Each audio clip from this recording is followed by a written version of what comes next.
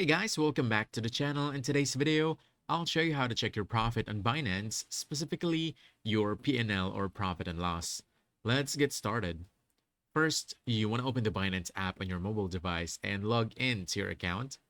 Then, if you want to check the profit or loss from your future trades, you want to head over to the Futures tab at the bottom of your screen. Just click this, then select Options at the top. And then from here, you'll see the columns for possible profit and max loss.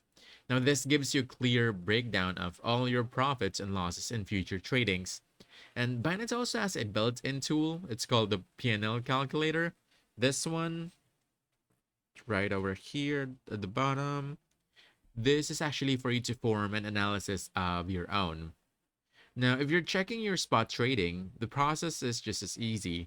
You want to go back to the home page. Then you want to choose trade this time. From here, go ahead and choose spot tab. There we go. And from here, you'll see your full buy and sell history, and this lets you track exactly how each trade performed. And that's it. By following these steps, you'll know exactly how to check your profits and losses on Binance. And if you found this helpful, don't forget to hit that like button, subscribe for more quick guides, and I'll see you in the next one. Thanks.